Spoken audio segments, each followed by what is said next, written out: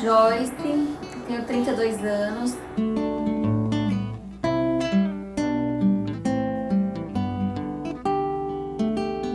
A minha história começou, na realidade, em 2005, quando eu comecei a sentir umas dores nas costas, coisa corriqueira que todo mundo sente hoje em dia.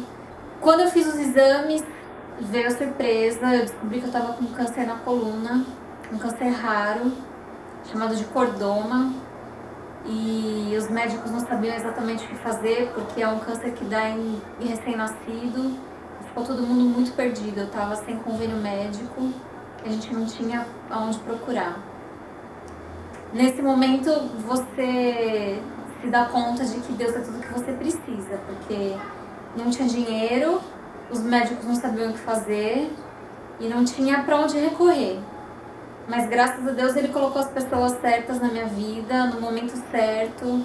A gente tentou vender a casa para pagar a cirurgia e não conseguiu nenhum comprador. E a gente conseguiu ser encaminhado para o Hospital do Câncer de Barretos, onde eu fiz todo o meu tratamento gratuitamente. O médico topou fazer minha cirurgia, porque aqui em São Paulo, onde eu moro, os médicos não queriam me operar, porque eles tinham medo. E ele me explicou que eu corria sérios riscos de morte e que provavelmente se eu sobrevivesse da cirurgia eu não andaria nunca mais. A cirurgia foi um sucesso, ele conseguiu retirar o tumor. Graças a Deus eu fiquei sem sequela nenhuma. Comecei a fazer a radioterapia, que também poderia queimar a minha medula e tirar os meus movimentos. E também fiquei sem sequela nenhuma. E passei muitos anos muito bem. 6 anos depois, eu já estava casada, fazia 1 ano que eu estava casada. Comecei a sentir algumas dores novamente e nos exames de rotina a gente descobriu que o tumor tinha retornado. E os médicos que me operaram da primeira vez disseram que não tinha mais nada o que fazer, que eles já tinham removido todo o tecido que dava para remover, já tinha uma prótese no lugar da vértebra, enfim, que eles não iriam me operar. Mas uns 20 dias depois dessa negativa do médico, ele me ligou e ele falou: olha, eu tô sem dormir faz uns 20 dias. Desde que eu te atendi, que eu falei pra você que eu não ia te operar, eu não consigo dormir. Tem alguma coisa me incomodando. Se você topar arriscar, eu vou topar te operar. E aí, mais uma vez, a gente foi arriscar a cirurgia, confiando de que Deus faria o que fosse melhor pra mim. A cura ou não, mas a gente foi confiando em Deus. E como vocês podem ver, eu sobrevivi à cirurgia mais uma vez. Foi uma cirurgia de 15 horas e meia dessa vez. Logo após a cirurgia, que eu precisei retirar a vértebra e retirar um pedaço da veia cava, que a gente não sabia. Eu tive uma trombose das 2 pernas por conta disso. E eu fiquei correndo risco de perder as 2 pernas, porque eu passei alguns dias e a trombose não revertia, mesmo com medicamento. E aí o médico chegou pra mim e falou: olha, se o seu quadro não for revertido até amanhã, meio-dia, a gente vai ter que retirar suas 2 pernas, porque senão você não vai sobreviver. E a gente passou aquela noite em oração, confiando mais uma vez de que Deus faria o que fosse melhor. E naquela manhã, a assistente social do hospital entrou no meu quarto e ela falou assim: olha, você que é a Joyce? Eu falei: sou eu. Por quê? Falou: você tá precisando de uma bota pneumática para trombose, alguma coisa do tipo? Eu falei: eu tô. Mas são 2, na verdade, porque é nas 2 pernas. E ela falou pra mim: olha que interessante, o hospital tinha comprado uma bota há 3 anos atrás e acabaram de entregar. Eu só preciso medir pra ver se ela é do seu tamanho, porque ainda tinha mais esse detalhe. E Deus é tão perfeito que Ele me mandou as 2 botas do meu tamanho na manhã que eu perderia as minhas pernas. E elas fizeram o efeito desejado, graças a Deus. E eu tô aqui, viva, com as minhas 2 pernas e fiquei absolutamente sem sequela da segunda cirurgia. E aí a gente começou a tocar a vida. Fiz outra faculdade, não dava mais para trabalhar com fisioterapia. E começamos a seguir outros caminhos, voltei a trabalhar, a vida correu. Em 2011, eu descobri que eu estava com uma hérnia da cicatriz da cirurgia. E eu tive que operar de novo. Mas a gente foi tranquilo, porque mais uma vez eu sabia que Deus estava comigo. E graças a Deus deu tudo certo, a cirurgia foi um sucesso, a gente conseguiu, mesmo com pouco tecido, porque eu já havia sido operado 2 vezes, depois da radiação e tudo mais, a gente conseguiu fechar e reverter a hérnia e ficou tudo bem. No ano de 2013, eu comecei a sentir algumas cólicas renais e começou a se tornar frequente.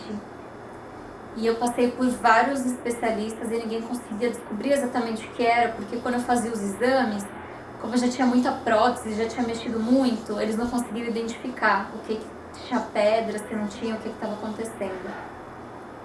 Um amigo meu me indicou um especialista, eu passei por ele, e ele descobriu que por conta das cirurgias que eu já havia feito e da radiação que eu havia tomado, eu estava com um problema no meu ureter, que é onde passa a urina do rim para a bexiga. E ele tinha fechado, simplesmente. O meu rim produzia a urina, mas ela não descia para a bexiga, então ele estava inchando, estava num tamanho absurdo, e eu já estava com uma infecção generalizada.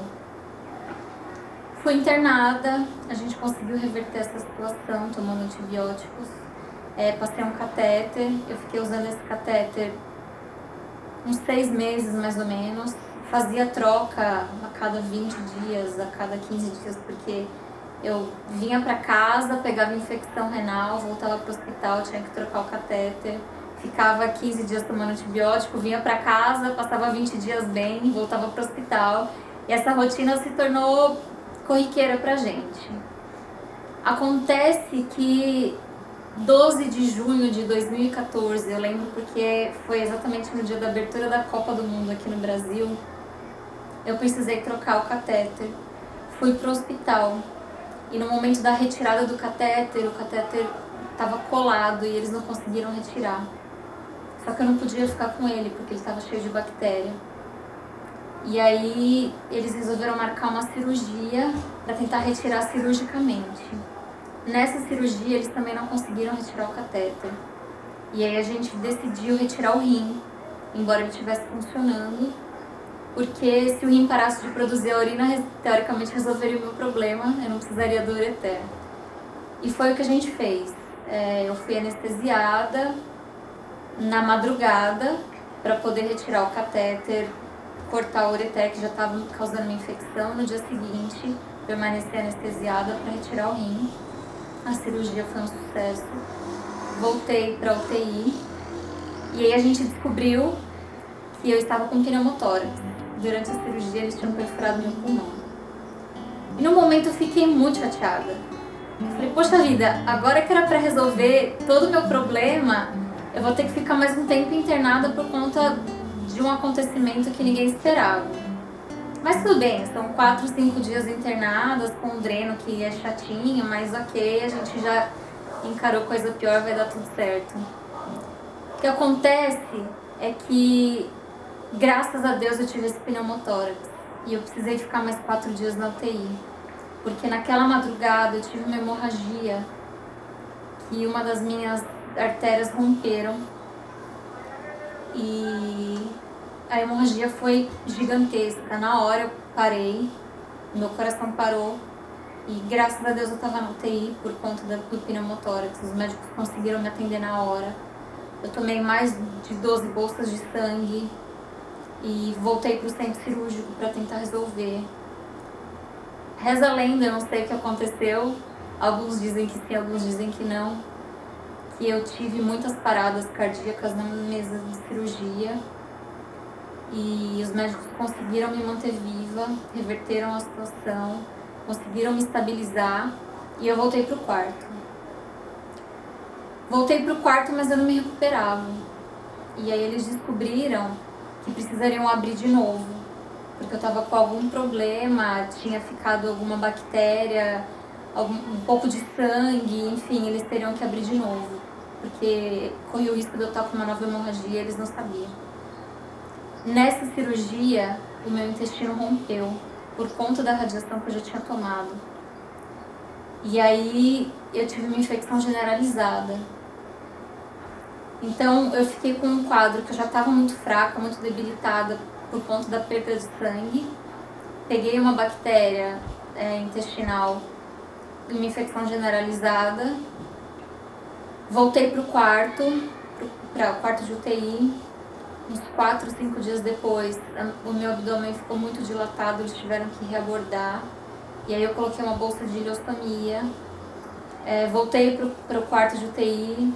E aí descobriram que eu estava com uma trombose na perna direita, que foi aqui, já haviam mexido. Voltei para o centro cirúrgico, tive que operar de novo.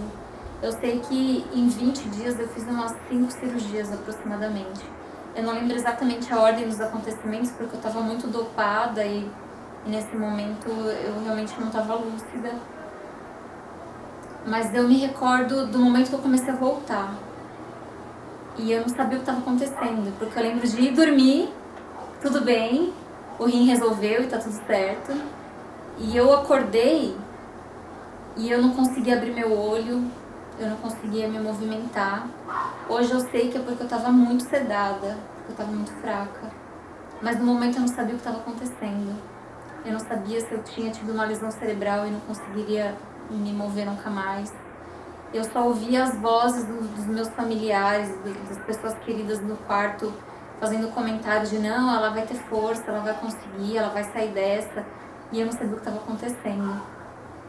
E eu lembro de pedir muito para Deus me ajudar, porque era a única coisa que eu conseguia fazer naquele momento. A morfina não resolvia mais, eu já estava delirando e mesmo assim eu sentia umas dores absurdas. E eu desisti de lutar, resolvi me entregar mesmo para Deus. E aí eu pedi para chamar minha família e me despedi dos meus pais primeiro. Falei, olha, eu não aguento mais lutar, eu quero que vocês fiquem muito em paz, porque conversei com Deus e eu sei que vai acontecer o que tiver que acontecer. Deus tá comigo, eu vou morrer em paz, eu tô em paz pra morrer, eu tava em paz pra morrer naquele momento. E aí falei com minha irmã, chamei o Dudu, que é meu esposo, e ele foi super parceiro no momento. Ele falou, olha, a gente quer que você fique aqui, que você batalhe o máximo que você conseguir. Mas se você já não aguenta mais, é egoísmo nosso pedir que você fique. Então a gente vai respeitar a sua vontade. E aí eu chamei os médicos, pedi para desligar os aparelhos porque eu não aguentava mais de dor, pedi para me sedar, porque eu já tinha me despedido da família. Só que os médicos não queriam. Eles falavam, não, você vai conseguir. Eu falava, mas o que vocês podem fazer por mim? Bem, a gente não tem mais muita coisa para fazer, mas você ainda tem força. Eu falava, não tenho força, eu desisti, eu não quero mais. Não, a gente não vai desligar. E aí, é impressionante como Deus sempre coloca pessoas especiais, assim. Eu lembro de uma enfermeira que sempre entrava no meu quarto nesses momentos de desespero. Não era uma enfermeira da UTI. Eu nunca mais encontrei ela lá na UTI. Eu não sei qual o setor que ela trabalha no hospital. Mas ela entrava lá e ela sempre tinha um verso bíblico, ela sempre tinha uma música de adoração para fazer, para me falar, até eu me acalmar. E nesses momentos, assim, que eu ficava muito alucinada de dor, eu pedia para eles colocarem no meu celular músicas da igreja, músicas de adoração, assim. E eram os momentos que eu conseguia dormir, que eu conseguia descansar um pouco. Então eu comecei a perceber que Deus estava me carregando no colo mesmo, que aquelas coisas me acalmavam, que a dor diminuía. E ali eu comecei a entender que não estava no meu controle, não era minha vontade morrer ou não. Deus controlava a situação. Eu orei para Deus e eu pedi para Ele fazer o que Ele quisesse com a minha vida. Que naquele momento eu não tinha força nem para pedir para ficar viva. Se Ele achasse melhor retirar minha vida naquele momento, para mim seria uma bênção. Mas eu lembro de pegar no sono e no dia seguinte eu acordar e os médicos falarem, olha, a gente não sabe o que está acontecendo, mas o seu quadro está revertendo. E no dia seguinte eu acordava e eles falavam, olha, a gente vai te dar novos medicamentos, porque a gente diminuiu a sedação e você está respondendo. E assim foi, aos poucos, um dia depois do outro, eu fui melhorando. Os médicos não sabiam o que estava acontecendo. Eu não sabia o que estava acontecendo, porque eu não tinha mais força para lutar, então eu realmente tinha entregue a minha vida para Deus. E aí eu comecei a entender que eu vim aprendendo durante esses anos a confiar em Deus, mas naquele momento eu confiei, inclusive, a possibilidade dele tirar minha vida. Eu não pedia mais para ele me manter viva. Eu confiei em Deus inteiramente. E ele mais uma vez se mostrou fiel. E eu sei que o grande milagre que ele fez na minha vida foi me manter calma, foi me manter em paz. Foi em muitos momentos que o medicamento não fazia efeito, eu colocar uma música de adoração e eu consegui pegar no sono. Aquilo para mim era um descanso. Então eu sei que muitos milagres aconteceram. Não foi só ficar viva. Os milagres aconteceram diariamente. E hoje eu acredito e louvo muito a Deus por ele ter tido esse cuidado comigo. E apesar de ter ficado com alguns problemas depois que eu saí do hospital, eu fiquei com uma fístula aberta que ainda drena, eu fiquei com a bolsa de ileostomia, eu tenho alguns curativos que não fecharam, mas eu louvo a Deus pela minha vida hoje, porque eu sei que ele me deixou viva por algum motivo, eu preciso descobrir qual é. E eu prometi pra ele que eu ia contar pro máximo de pessoas possíveis que ele ama cada um de nós. E que, embora ele tome conta do mundo inteiro, ele ouviu a minha oração particularmente, ele ouve a sua oração particularmente. E eu acho que é isso. Se eu posso terminar com uma lição, é de que confie 100% em Deus, porque ele vai fazer o que for melhor, independente do resultado. Com sua vida mostra a Deus e sua bondade, que não vê tempo, não vê condição. Pra toda dor existe tempo a ser contado, e em Deus existe vida eterna. Essas palavras, seu exemplo, seu sorriso são pra mim motivação. E pra que seja de outros corações aflitos, faço dela uma canção.